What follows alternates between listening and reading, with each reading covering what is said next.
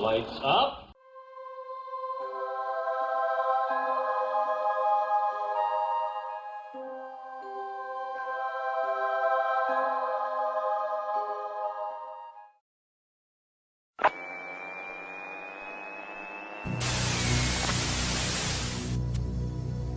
It is morning here, so there's no news to speak of yet. But there will be. It's clear as crystal that the root of all evil is exactly that, and those in whom it is blooming are the enemy of humanity. The bankers are the problem. The bankers manufacture recessions and depressions to exert a greater control over social and political structures. The bankers create and finance the wars on both sides of the conflicts. The bankers orchestrate famine, poverty, and want. The bankers control the policies that control the media and the education system that is operated to maintain ignorance in the public so that they can be shorn like sheep. The bankers launder the drug money and keep drugs illegal. The bankers are the problem.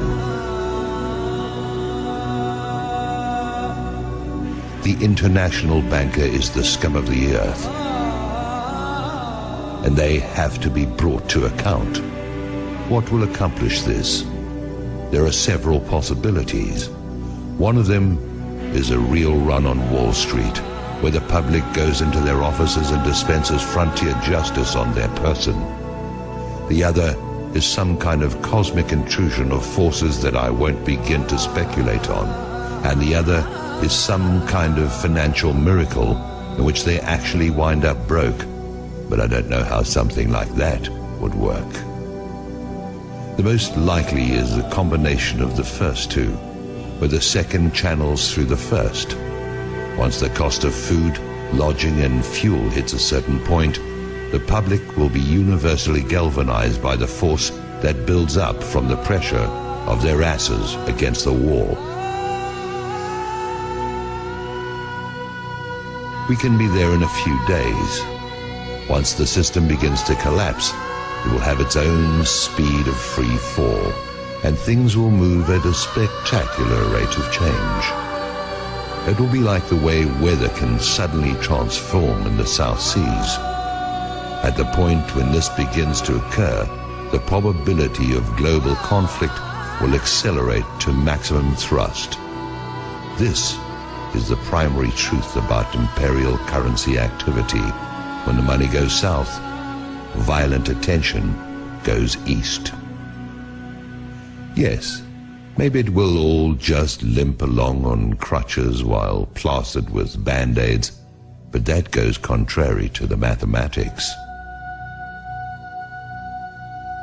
You can spread the numbers only so thinly, or you can only press them together so much, and you're going to get holes appearing in the net all over the place, or you're going to get implosion. Do I have any idea what I'm talking about? It is possible that I do not. There's an area where allegorical poetry gains a mystical influx of metaphysical certainty that is no different from the theoretical physics, where theory is just another word for things we don't want to accept as inevitable.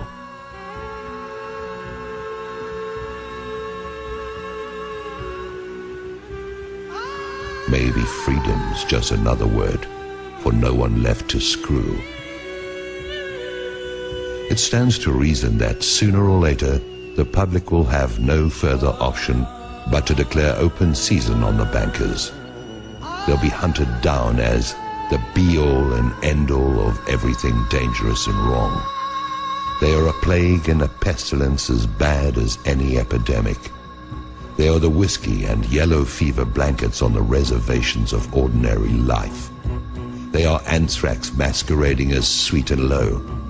They are the long-standing source of the majority of humanity's problems and have little competition except for the ubiquitous presence of ignorance and impossible dreams. Whoever these bankers are, That is who they are. When the shit hits the fan, as it is going to do at any moment, the guilt of the banksters is going to stand out like zits on a beauty queen.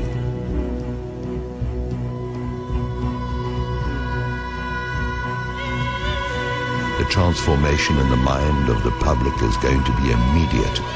People watch the news, and although it is nothing more than garbage and lies, the players have all been seen there. They've been seen in Congress, and they've been seen wherever the lies created to defend them have been publicized.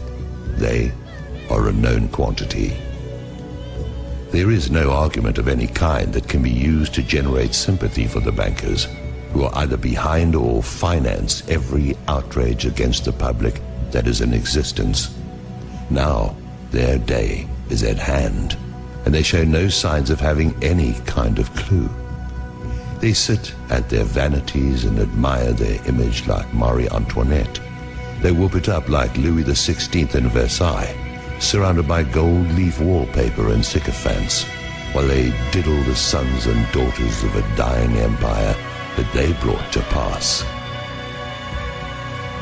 There is mercy to be found here, but none of it can be for the banksters who have acted with none in their intentional efforts to beggar, mutilate, maim and destroy anyone and everyone who is not them.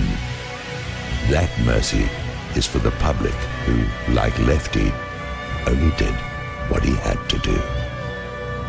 I try to get my heart and head around it. I try to see an out for everyone, but the only out I can see for the banksters is out of our lives, and marched still living through the gates of hell where they can reunite with the banker-in-chief. I'm not the judge or executioner. I'm an observer who's never had enough money to even think about the banks in the first place. Now the bankers tightly grasp what is going to turn into flaming coals in their hands. Judgment is going to cry out from the earth they walk upon and have plundered at will. That will is now going to be drained away into fear and apprehension. Their fortress walls are going to fall away. Their protectors are going to turn on them. Their holdings are going to dissolve and spill from their fingers like a handful of sand. I wouldn't want to be a bankster today, or on any other day. The existence of a system has kept them safe. This corrupt system has allowed for some kind of life for those preyed upon until now. Now it has turned upon those whose compliance has been forthcoming for so long. Soon that compliance will be gone, and there are not enough police and armies to quell what is going to rise out of the midst. Maybe I'm wrong about this, but like everything else, we'll see.